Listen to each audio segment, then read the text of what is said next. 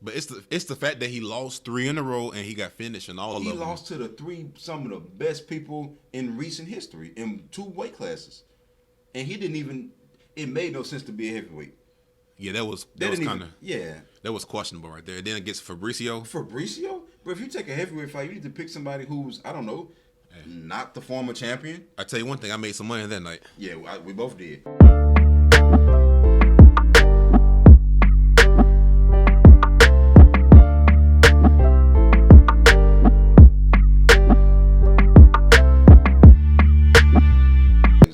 Gustafsson and Nikita Krylov. Now, Alex at this point in his career is 18-7. 11 of those wins come by KO, 3 by submission, 4 by decision. Now let's go take a look at Nikita. 27-9, 11 wins by KO, 15 by submission, 1 by decision. Well, first of all, I don't see him submitting Alexander Gustafsson. Well, hold on. We got to preface this with the way this fight goes is largely based on the mental health of Alex. The mental health of Alex, and also like which version of Nikita we get, because we get 2 different versions of him. Even the best version of Nikita is not about to beat Alex. Look at who Alex lost to. Fabricio Werdum, top 3 heavyweight of all time. Anthony Smith, current contender for the belt as we speak. John Jones, greatest light heavyweight of all time. Before that, Daniel Cormier, second greatest light heavyweight of all time. Anthony Johnson. Yeah. Come on, man. And you also got to look at who Alexander beat too. Glover, the former champion. Yeah. Young, former champion.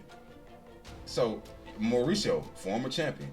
Now, we don't want to go back too far. We look at recent history. But the fact remains, Alex has been in there with way tougher people. Bro, if you can't get ready for John Jones twice, and even the fights that he lost, look, he's just better than Nikita. And Nikita is very limited, and no matter the best version of Nikita just don't bring much to him. And he's supposed to be this crazy grappler, but all his losses come by him getting grappled and out wrestled. Who, Nikita? Yeah, Nikita. He's supposed to be this crazy grappler. I can see Alexander taking him down over and over again. That's how he beat Young. Remember Young was putting hands on him. He was like, you know, I'm finna wrestle you, bro. I think the issue I have with Nikita is the fact that he's very talented, but his fight IQ is not there. Yeah. He makes questionable decisions. Even there was no way you should have lost that Paul Craig fight, man. You had that fight won. Yeah, he had that one in the bag and dropped it. Now, Paul is dangerous. I want to say this. He made questionable decisions, and this was one of them, signing this fight. If Alex shows up fresh and rejuvenated, he puts Nikita down in round 2. I don't think he's going to get the finish. If he wins, it's going to be by decision. Alexander, who ain't fought in 2 years? It depends on his mind. It's crazy. The whole taking 2 years off thing, I don't know what the personal reasons were. Dude, you lost to John Jones. I can see why that took a lot out of you because that's 2 losses to the same person. Anthony Smith, okay. Anthony is a contender right now. And Fabricio, he was the heavyweight champion. Why were you a heavyweight in the first place? You shouldn't have even went up there. That fight never made sense. But once a fighter come out and they say they want to retire, I know. It's almost like, why would I want to watch you fight again if you don't want to be in there? Yeah. But I would like to see Alexander Gustafsson fight somebody maybe outside the top 10, maybe around number 15, 16. He can't do it because his name. The fact remains, he finna go put Nikita down. The only way Alex loses this fight is if he is just mentally, if this is just the last one where he's trying to see if I should keep going. And sometimes fighters do come back just to see if they still got it, and they get completely destroyed. That is the only way Alex loses this fight. If I look at the names of the people that beat Alex, Nikita's name shouldn't be on this list. But it's the fact that he lost 3 in a row and he got finished in all of them. He lost to some of the best people in recent history in 2 weight classes. And he didn't even, it made no sense to be a heavyweight.